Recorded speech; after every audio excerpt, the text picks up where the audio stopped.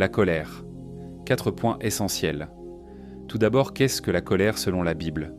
La colère est une émotion forte que la Bible reconnaît, mais qu'elle encadre.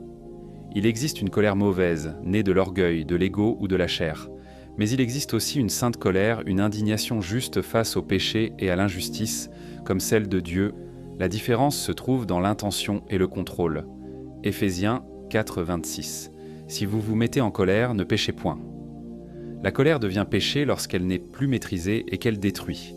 Dans ce cas, qu'est-ce qui met l'homme en colère ? L'homme se met en colère lorsqu'il se sent blessé, frustré, humilié ou incompris. Souvent, la colère naît quand notre volonté est contrariée ou quand l'orgueil est touché. Elle peut aussi venir d'un cœur chargé de blessures non guéries.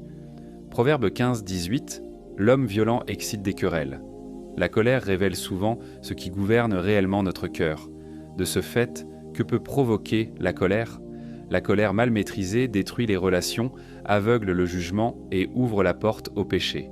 Elle peut conduire à des paroles destructrices, à des actes irréparables et à une rupture avec Dieu. Une colère entretenue devient une racine d'amertume. Jacques 1, 20 « La colère de l'homme n'accomplit pas la justice de Dieu ».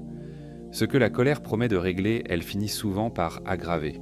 Enfin, comment lutter contre la colère excessive ? On lutte contre la colère en laissant le Saint-Esprit gouverner nos émotions. Cela passe par la maîtrise de soi, la prière, le pardon et l'humilité.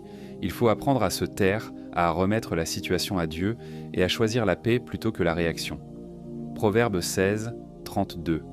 Celui qui est lent à la colère vaut mieux qu'un héros. La victoire sur la colère n'est pas l'absence d'émotion, mais la domination de l'esprit sur la chair. La colère peut être un signal, mais elle ne doit jamais devenir un maître. Lorsque Dieu gouverne notre cœur, même nos émotions se soumettent à lui.